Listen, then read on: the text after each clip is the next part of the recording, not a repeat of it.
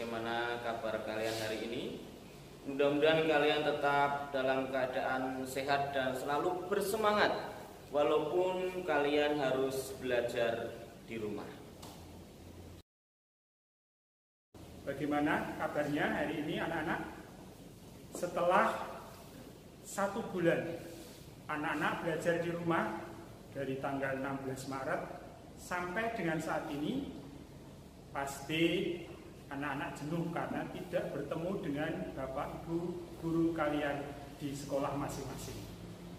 Untuk itu anak-anak, pada kesempatan pagi hari ini bersama Pak Marno, kita akan belajar bersama melanjutkan materi kita pada bab yang terakhir, yaitu perubahan masyarakat Indonesia pada masa penjajahan dan tumbuhnya semangat kebangsaan. Ini judulnya anak-anak.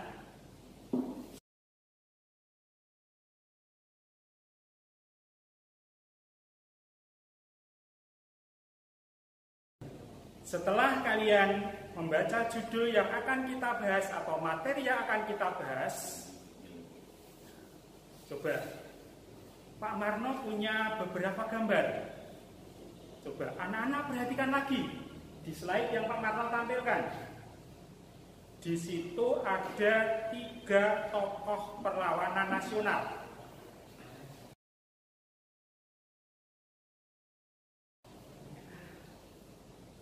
Dari 3 tokoh itu anak-anak, kalian sudah belajar mengapa perlawanan mereka di berbagai daerah mengalami kegagalan.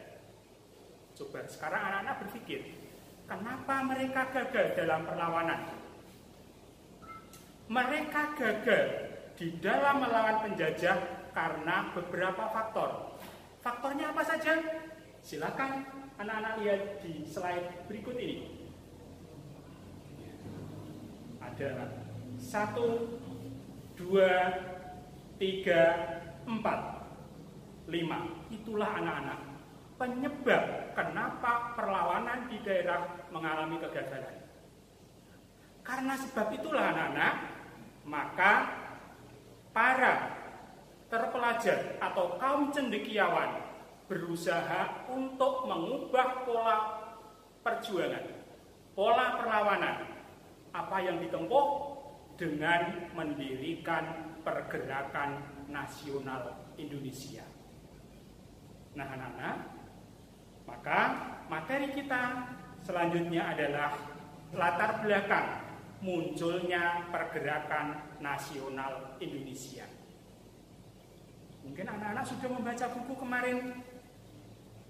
Apa yang melatar belakangi lahirnya Pergerakan Nasional Indonesia, atau faktor pendorong lahirnya Pergerakan Nasional itu apa saja? Faktor ini dibagi menjadi 2. Yang pertama adalah faktor internal, faktor dari dalam. Silakan lihat di slide anak-anak. Pak Marno akan menyampaikan lewat slide. Faktor yang pertama, munculnya Pergerakan Nasional adalah penderitaan rakyat yang cukup lama karena penjajahan. Faktor yang kedua, perluasan pendidikan yang melahirkan golongan terpelajar atau golongan cendekiawan. Anak-anak masih ingat? Materi sebelumnya ada materi politik etis. Ya kan? Ada apa di situ? Isinya ada 3, dilihat anak-anak kembali, ada edukasi, ada irigasi, dan ada migrasi. Yang edukasi inilah yang melahirkan golongan cendekiawan yang nanti menjadi pelopor Pergerakan Nasional. Sedangkan faktor yang ketiga adalah kenangan kejayaan masa lampau yang pernah dialami oleh bangsa Indonesia, yaitu ketika Kerajaan Majapahit dan Kerajaan Sriwijaya. Bagaimana wilayahnya? Luar biasa. Seluruh Nusantara, bahkan sampai keluar Indonesia. Itulah faktor internal atau dari dalam. Berikutnya anak-anak, selain faktor internal ada faktor eksternal dari luar. Apa itu? Silakan anak baca sendiri. Pak Manot tayangkan slide berikutnya. Ada 1, 2, 3. Silakan anak-anak baca dulu.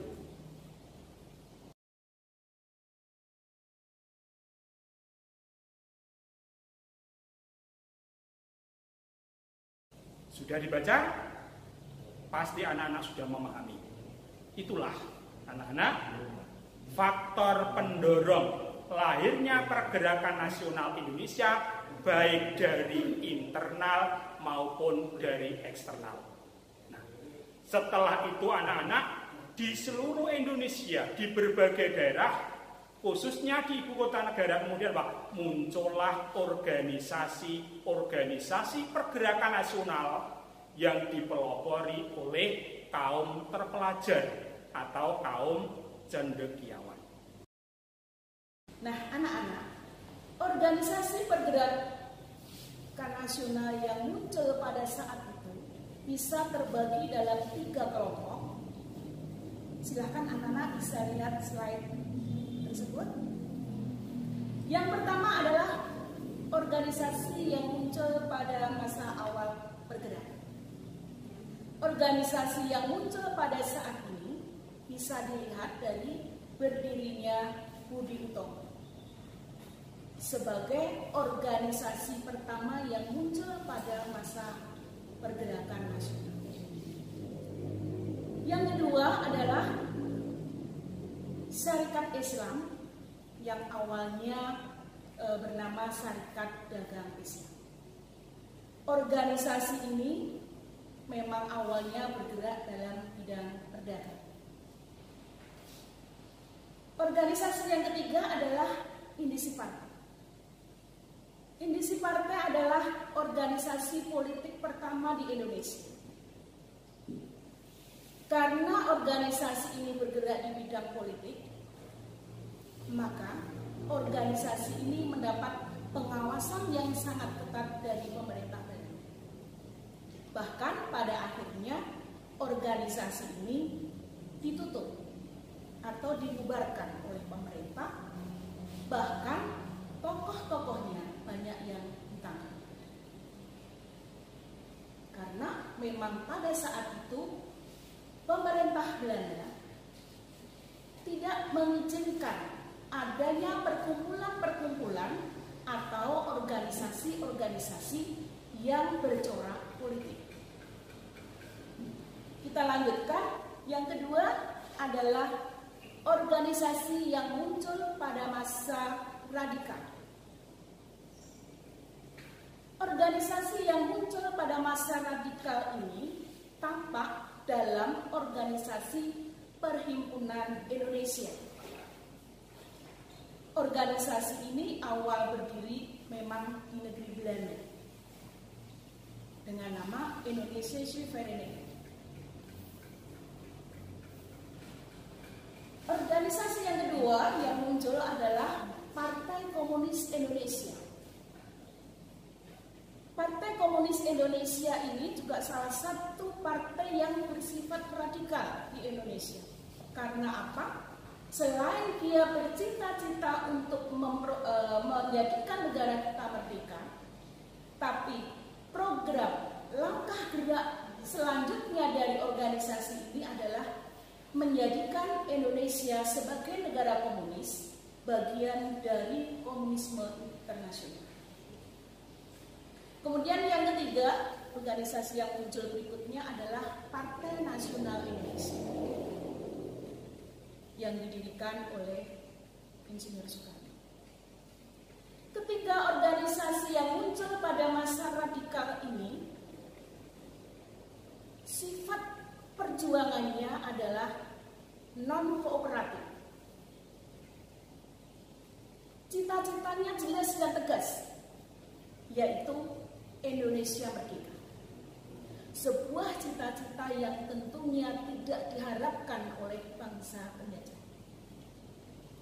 Karena gerakannya yang cenderung keras, radikal, bahkan cenderung subversif, maka organisasi-organisasi yang muncul pada masa radikal ini banyak sekali atau seringkali dimonitor, diawasi oleh pemerintah.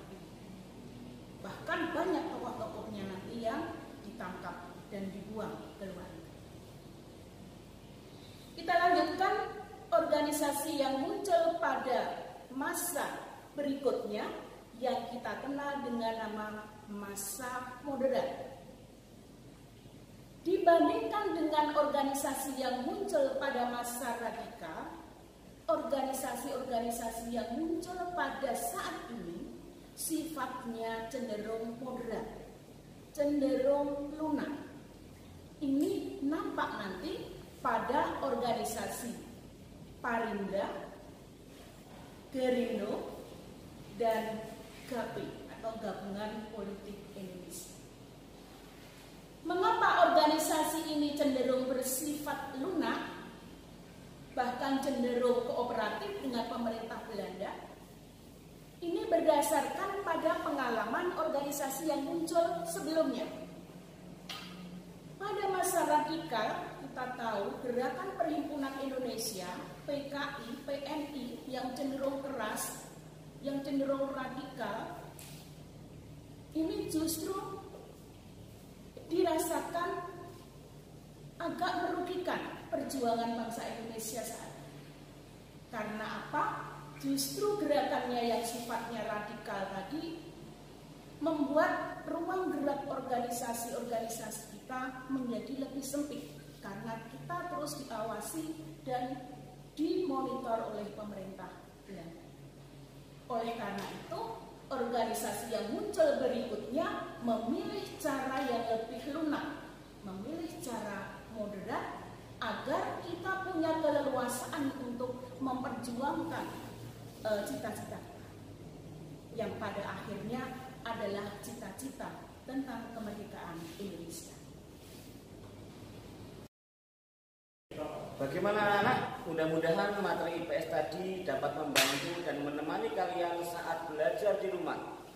Baik anak-anak, ikuti selalu himbauan pemerintah untuk tetap di rumah. Rajin cuci tangan pakai sabun, jaga jarak, hindari kerumunan, dan selalu pakai masker saat kalian keluar rumah. Anak-anak, ingat, jaga selalu kesehatan dan tetap semangat. Wassalamualaikum warahmatullahi wabarakatuh.